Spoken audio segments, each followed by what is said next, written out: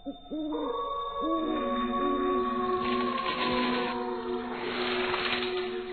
तक की कहानी देखने के लिए ऊपर दिए गए आई बटन पर क्लिक करें या चैनल पर जाकर पहला भाग देखें। हाँ सीमा, जब मैं नीचे आया था तो निशा बेड पर ही सो रही थी।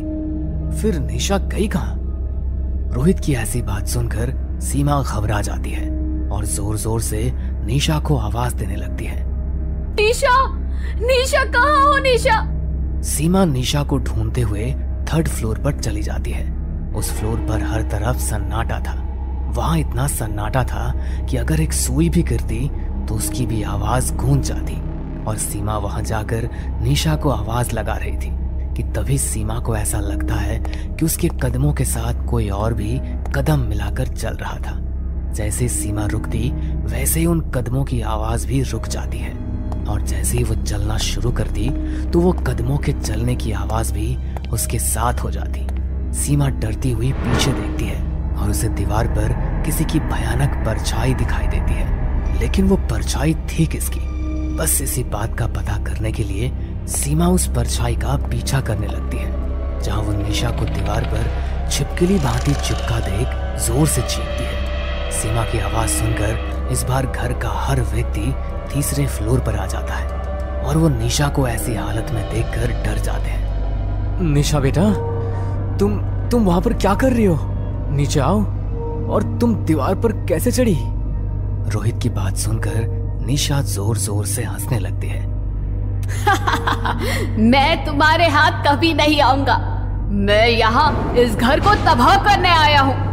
मैं एक प्रेत हूँ। प्रेत और प्रेत का कोई घर नहीं होता। इतना बोलकर निशा कूदकर नीचे जमीन पर आती है और अपने घुटनों के बल भाग जाती है। उस दौरान वहां सब मौजूद थे सिवाय वेदांत के, लेकिन किसी का ध्यान वेदांत की तरफ नहीं जाता और वो बस निशा की जान बचाने के लिए कोई ना कोई उपाय ढूंढने लगते हैं। मेरी पोती के अंदर किसी की भयानक आत्मा है। मेरी पोती को बचा ले भगवान। रोहित, कुछ तो करो। अगर यही रहा तो हमारी बेटी हमारे हाथ से निकल जाएगी। वे हमारी बेटी को हमसे दूर ले जाएगा। रोहित बाबा, अगर आप बुरा न माने तो क्या मैं अपने दोस्त से बात करूं? वो एक तांत्रिक बाबा को जानता है। वो इन जैसों को अच्छे से संभालना जानते हैं। रामू काका की बात सुनकर रोहित उसकी बात से सहमत होता है। इसके बाद रामू काका अपने एक दोस्त को फोन कर फिर सारी बात बता देते हैं। रामू काका का दोस्त एक तांत्रिक बाबा के साथ रोहित के घर पर आता है। जैसे ही तांत्रिक बाबा अपने कदम को उस बंगले में रखते हैं वैसे ही उन्हें वो सारी छवि दिखती है जिसकी किसी ने कल्पना भी नहीं की थी। क्या इस घर में इतने ही लोग हैं या कोई और भी है जो यहाँ मौजूद नहीं है? बाबा, हमारे घर में तो इतने ही लोग हैं। नहीं, इस घर में इतने ही लोग नहीं है। इस घर में कोई मेहमान बनकर आया है जो यहाँ मौजूद नहीं है। तांत्रिक की बात सुनकर अब सभी को वेदांत का ख्याल आता है। इसके बाद रोहित एकदम से बीच में बोल पड़ता है। माफ करना तांत्रिक बाबा, लेकिन हाँ, इस घर में एक लड़का मुसाफिर बन के आया था जिसे माँ ने हमारे घर में पनाह दी, क्योंकि बाहर बारिश और खराब मौसम होने के कारण उसका कहीं आना जाना मुश्किल था। तुम्हारी माँ ने किसी इंसान को नहीं बल्कि एक शैतान को पनाह दी है। इस घर में तुम्हारी माँ ने खुद शैतान को आमंत्रित किया है। इस घर से वो शैतान तब तक कहीं नहीं जाएगा जब तक वो इस बंगले को शमशान न बना दे। तांत्रिक की बात सुनकर सबकी रूह कांप जाती है। बाबा, कोई उपाय होगा ना? आखिर ऐसा क्या किया जाए जिससे हमारी निशा हमें मिल जाए और वह शैतान इस घर से चला जाए। मैं एक घेरा बना रहा हूँ और उस घेरे में तुम सबको रहना है। निशा चाहे कितना भी रोए, कितना भी चिल्लाए, लेकिन कोई भी उस घेरे को पार करके बाहर नहीं जाएगा, क्योंकि याद रखना, भले ही शरीर निशा का है लेकिन उसकी आत्मा नहीं। तांत्रिक की बात से अब सभी सहमत होते हैं और पूरा घर एक घेरे में आ जाता है। तो वहीं तांत्रिक अपने कुछ तंत्र विद्याओं से निशा को अपने पास बुलाते हैं। छोड़ दे तांत्रिक, मैं कहता हूँ मुझे छोड़ दे। अगर तू मेरे रास्ते में आया तो तू भी मौत की नींद सोएगा। तेरा इस परिवार से कोई रिश्ता नहीं है, लेकिन फिर भी तू जानबूझकर इस घर में आया। आखिर क्यों एक मामूली इंसान का भेष लेकर तू इस घर में आया? क्या वजह है इधर आने की? मैं एक शैतान हूँ और शैतान अपना पेट भरने के लिए वजह नहीं ढूंढता। मुझे खून की जरूरत है और मैं खुद को शक्तिशाली करने के लिए किसी भी हद तक जा सकता हूँ। इसलिए कह रहा हूँ अपनी ये पूजा पाठ बंद कर, नहीं तो तू भी मौत की नींद सोएगा। निशा के इतना बोलने के बावजूद तांत्रिक नहीं रुकता और मंत्र जारी रखता है। कुछ देर बाद निशा के अंदर का शैतान कमजोर होने लगता है और निशा घुटने के बल गिर जाती है। जैसे ही निशा घुटने के बल आती है, वैसे ही तांत्रिक उठ के निशा के ऊपर लाल सिंदूर फेंकता है। सिंदूर के जाते ही निशा तड़प उठती है और हवा में उड़ जाती है। निशा के लंबे खुले काले बाल हवा में लहरा रहे थे और वो जोर जोर से चीख रही थी। छोड़ दे तांत्रिक, तू बहुत बड़ी गलती कर रहा है। निशा के बोलने के बाद भी तांत्रिक नहीं रुकता है और तभी निशा रोते हुए बोलती है, माँ पापा मुझे बचा लो। ये तांत्रिक अपनी पूजा नहीं बल्कि मेरी बलि चढ़ा रहा है। मुझे बचा लो माँ, मुझे बहुत दर्द हो रहा है। निशा की बात सुनकर सीमा पिघल जाती है और जैसे ही बाहर जाने लगती है, वैसे ही रोहित उसका हाथ पकड़ लेता है। ये देख निशा के अंदर का शैतान जोर से चिल्लाता है। शैतान तांत्रिक को मंत्र रोकने के लिए बार बार बोल रहा था, लेकिन तांत्रिक अपने मंत्रों का उच्चारण नहीं रोकता और आखिरकार वो गंगा जल निकालता है और निशा के ऊपर छिड़क देता है। जैसे ही गंगा जल निशा के ऊपर जाता है, वैसे उसके अंदर का शैतान बाहर निकल जाता है और बाबा एक छोटी सी बोतल में उसे कैद कर लेते हैं और इस तरह निशा उस शैतान की कैद से आजाद हो जाती है। आपका बहुत बहुत शुक्रिया बाबा, आपने मेरी बच्ची की जान बचाई है। मैं आपका यह एहसान कभी नहीं भूल पाऊंगी। ये तो मेरा काम था, लेकिन हाँ, जाते जाते मैं आपको एक ही बात कहूंगा कि आगे से अगर देर रात कोई भी आपका दरवाजा खटखटाता है तो आप कभी भी अपने दरवाजे को खोलने से पहले 2 बार जरूर सोचें। इतना बोलकर तांत्रिक बाबा वहां से चले जाते हैं और इस तरह निशा और उसका घर उस शैतान के चंगुल से आजाद हो जाता है। चारों तरफ घना कोहरा छाया हुआ है। अचानक से कोहरे से चमकती हुई आंखें दिखाई देती है, जिसे देखते ही मेरे शरीर का सारा खून जैसे सूख जाता है। वैसे तो मैं एक फॉरेस्ट ऑफिसर था, कभी कभी पूरी रात भर मुझे जंगलों में ही रहना पड़ता था, पर पता नहीं क्यों उन आंखों को देखकर मेरे रोंगटे खड़े हो गए। मेरे बदन में दहशत की एक लहर दौड़ गई। दिसंबर का महीना था। कल ही मुझे ऑफिस से ट्रांसफर ऑर्डर आया था। मुझे दूसरे दिन ड्यूटी ज्वाइन करने के लिए सख्त आदेश दिए गए थे। मैं एक फॉरेस्ट ऑफिसर था। मेरी पोस्टिंग मनाली के घने जंगल में की गई थी।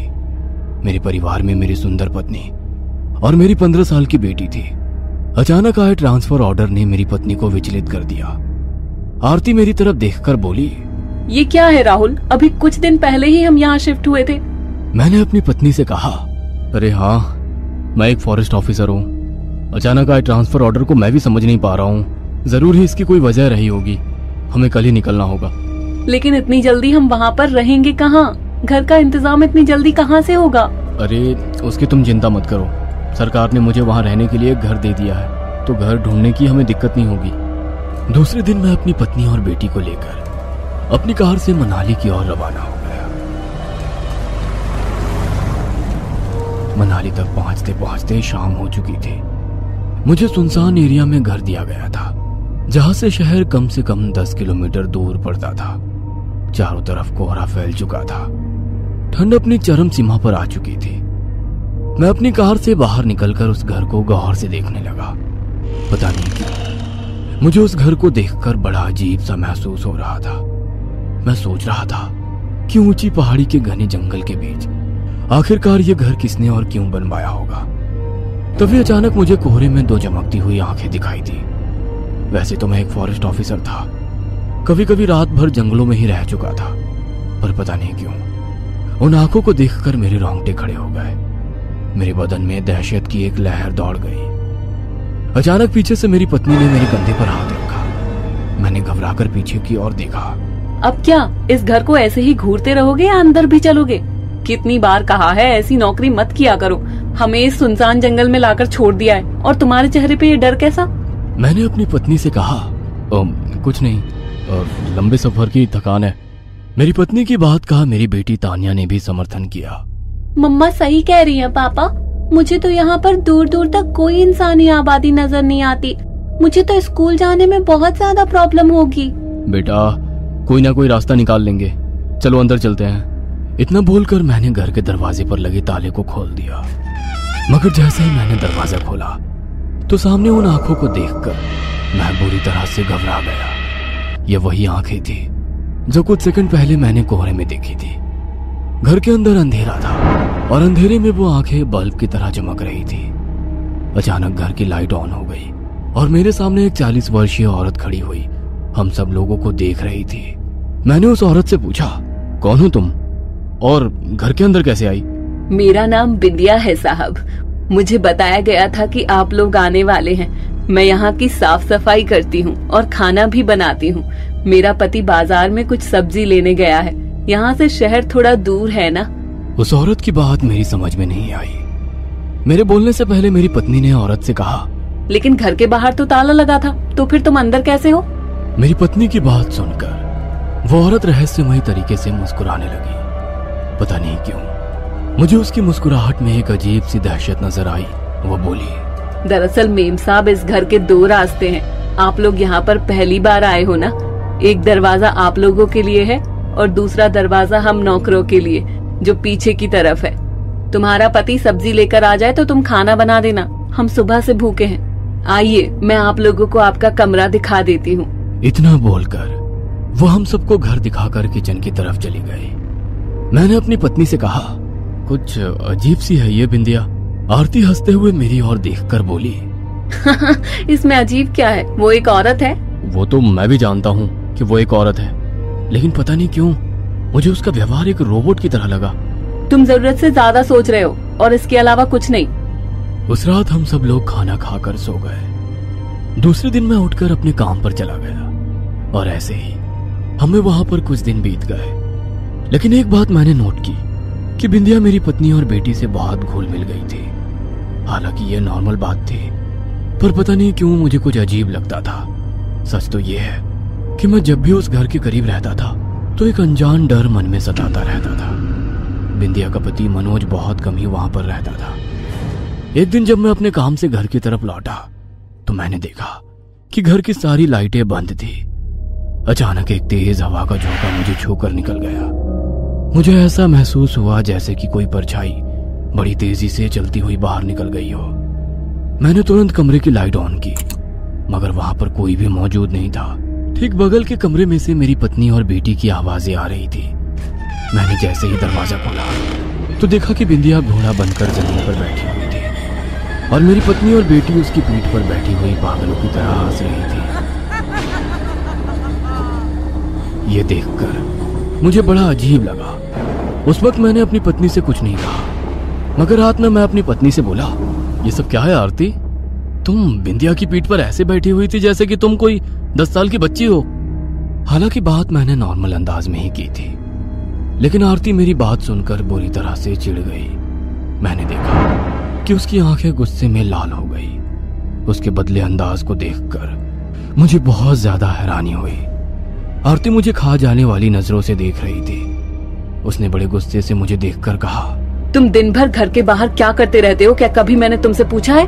कुछ देर बिंदिया के साथ हंसी मजाक कर लिया, तुम तो मुझसे सवाल करने लगे। अरे मैं तो केवल तुमसे इस वजह से कह रहा था कि तुम कोई छोटी बच्ची नहीं हो, हमारी 15 साल की बेटी है।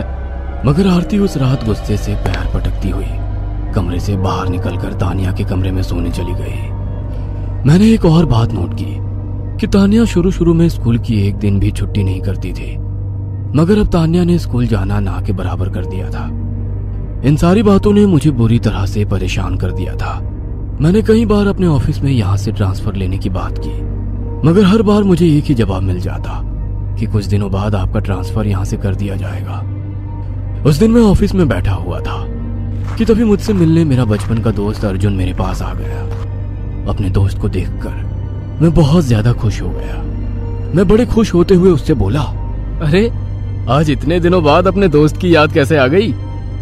अरे मनाली घूमने आया था अपनी फैमिली के साथ, सुना कि तेरा ट्रांसफर यहाँ हो गया है, इसलिए तुझसे मिलने के लिए चला आया। और बता, भाभी कैसी है? मैं अर्जुन को कोई भी बात नहीं बताना चाहता था, इसलिए मैंने बात को टालने के अंदाज में उससे कहा, बिल्कुल सही है। तभी मेरे ऑफिस में एक बूढ़ा व्यक्ति एक औरत को लेकर आया। मैंने देखा वो औरत अधेड़ उम्र की थी। उस आदमी ने मेरी ओर देखकर कहा, मेरा नाम दीनू है साहब, और ये मेरी पत्नी है। आप जिस सरकारी घर में रह रहे हैं वहाँ पर मुझे कुछ दिनों पहले सूचना दी गई थी कि आप लोग आने वाले हैं। मेरी पत्नी बीमार पड़ गई थी, इस वजह से वो काम पर नहीं आ पाई। दीनू की बात सुनकर मुझे 440 वोल्ट का झटका लगा। मैं एक झटके में अपनी कुर्सी से उठकर खड़ा हो गया और दीनू की ओर गौर से देखकर बोला, तुम कहना क्या चाहते हो? मेरी बात सुनकर वो बूढ़ा इधर उधर देखने लगा और हकलाते हुए हाथ जोड़कर बोला, सच तो ये है बाबू साहब कि अभी अभी मैंने जो कुछ बोला था वो झूठ बोला था। मुझे माफ करना। दरअसल आप जिस घर में रह रहे हैं वो इस सारे इलाके में भूतिया घर के नाम से मशहूर है। तमाम अफसर वहां पर आए और चले गए, बेचारे बहुत से तो लापता हो गए।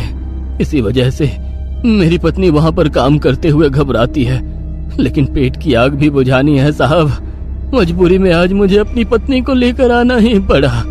5 साल से तो वो घर बंद ही पड़ा है। पता नहीं उस भूतिया घर में आपने साफ सफाई कैसे करवाई होगी, उसकी तो बरसों से साफ सफाई भी नहीं थी। उसकी बात सुनकर मैंने बेचैनी में उसकी ओर देखकर कहा, लेकिन वहां पर तो पहले से ही नौकरानी मौजूद है, बिंदिया नाम है उसका, और वो तो मेरी पत्नी के साथ बहुत घुल मिल गई है। बिंदिया का नाम सुनकर दीनू का चेहरा डर से पीला पड़ गया और उस अधेड़ उम्र की औरत की आंखें खौफ से फट गई। दीनू डरते हुए कपकपाती आवाज में बोला, ऐसा कैसे मुमकिन हो सकता है साहब? बिंदिया को तो मरे हुए 25 साल हो गए। क्या बकवास कर रहे हो तुम? जी साहब, मैं गलत नहीं कह रहा। बिंदिया आज से 25 साल पहले अपने पति मनोज के साथ वहां पर काम करती थी। शादी के कई सालों बाद भी उसकी कोई औलाद नहीं हुई और इसीलिए उसने और उसके पति ने काला जादू का सहारा लेना शुरू कर दिया। शैतान को खुश करने के लिए दोनों ने निर्दोषों की बलि देना शुरू कर दिया। जब इस बात का पता यहाँ के अफसरों को लगा तो उन्होंने मनोज और बिंदिया को जिंदा जमीन में दफना दिया। साहब, उन दोनों की कब्र आज भी उसी घर के पीछे झाड़ियों में मौजूद है। दीनू की बात सुनकर मैं पूरी तरह से घबरा गया। मेरे दिमाग में सारी बात आईने की तरह साफ हो चुकी थी। मैं बगैर देरी किए हुए ऑफिस से बाहर निकल गया और मैंने अपनी कार स्टार्ट करके पूरी रफ्तार से घर की ओर बढ़ा दी। आसमान में काली घटा छाई हुई थी, जोरों से बारिश होने लगी थी। कुछ ही देर के बाद मैं घर पहुंच गया, मगर जैसे ही मैं घर के अंदर पहुंचा मैंने देखा कि घर में सन्नाटा पसरा हुआ था। चारों तरफ मकड़ी के जाल फैले हुए थे। गंदे सोफों को देखकर ऐसा मालूम होता था जैसे कि बरसों से उस घर में किसी ने कदम ही ना रखा हो। तभी मुझे मेरी बेटी और मेरी पत्नी की हंसी की आवाज सुनाई दी। मैंने पागलों की तरह पूरे घर में उन दोनों को तलाश किया, मगर उन दोनों का नामो निशान तक नहीं मिला। घर के अंदर अंधेरा फैला हुआ था। अचानक अंधेरे में मुझे चमकती हुई 6 आंखें दिखाई दी। मैं समझ गया कि 4 चमकती हुई आंखें मेरी बेटी और मेरी पत्नी की है। मैं बुरी तरह से चीखने लगा। अचानक मेरी आंखों के सामने बिंदिया आकर खड़ी हो गई। अंधेरे में उसका चेहरा बेहद भयानक अंदाज में चमक रहा था, मगर मैं ये देखकर कांप गया। मेरी आंखों के सामने बिंदिया के ठीक बगल में मेरी बेटी और मेरी पत्नी भी आकर खड़ी हो गई और मुझे शैतानों वाले अंदाज में घूरने लगे। मेरी बेटी और मेरी पत्नी के चेहरे भी भयानक हो चुके थे। तभी पीछे से मेरे कंधे पर किसी ने हाथ रखा। मैंने फुर्ती से पलट कर देखा तो वहां सामने मनोज भयानक चेहरा लिए हाथ में कुल्हाड़ी पकड़े मुझे देखकर हंस रहा था। ये देखकर मेरी सांस रुकने लगी थी। अचानक मनोज ने मेरे गले को पकड़ लिया और भारी आवाज में बोला, तुम्हारी पत्नी और बेटी की बलि को शैतान ने स्वीकार कर लिया है। अचानक मैं खुद को अंधेरे की गहराइयों में गिरता हुआ महसूस करने लगा। कुछ ही सेकंड के बाद मुझे बेहोशी छाने लगी और जब मुझे होश आया तो मैंने खुद को घर के बाहर बैठा हुआ पाया। मेरे कपड़े खून से रंगे हुए थे और मेरे हाथ में एक कुल्हाड़ी थी। ये वही कुल्हाड़ी थी जो मैंने बिंदिया के पति मनोज के हाथ में देखी थी। सामने मेरी पत्नी और बेटी की कटी हुई लाश पड़ी हुई थी और मेरे चारों तरफ पुलिस की गाड़ियां मौजूद थी। एक पुलिस वाले ने मेरी तरफ देखकर कहा, you are under arrest mister Rahul. मैं तुम्हारी पत्नी और बेटी की हत्या के जुर्म में गिरफ्तार करता हूं। यह सुनकर मैं चीखने लगा और लोगों को सारी सच्चाई बताने लगा, मगर किसी ने मेरी बात पर यकीन नहीं किया। अदालत में मेरे बचपन के दोस्त अर्जुन ने बयान दिया कि उसने खुद मुझे कुल्हाड़ी से मेरी पत्नी और बेटी की हत्या करते हुए देखा है। मैं आज भी जेल में हूं। मुझे जेल में रहते हुए आज 5 साल से ज्यादा वक्त हो चुका है। मैं आज भी लगातार उस भूतिया घर के बारे में सोचता रहता हूं और याद करने की कोशिश करता हूं कि मैंने कब अपनी बेटी और पत्नी की हत्या की। हमें पूरा यकीन है दोस्तों कि आप लोगों को ये कहानी जरूर पसंद आई होगी। अगर आपके साथ भी कुछ ऐसे अनकहे किस्से हो चुके हैं तो प्लीज हमारे साथ शेयर करें। हम जरूर अपने चैनल पर उनको दिखाएंगे। हमारी ईमेल आईडी नीचे डिस्क्रिप्शन बॉक्स में दी गई है, तो प्लीज हमारे वीडियो और चैनल को शेयर एंड सब्सक्राइब करें और बने रहे हमारे साथ ऐसे ही अनकहे किस्से और कहानियां सुनने के लिए।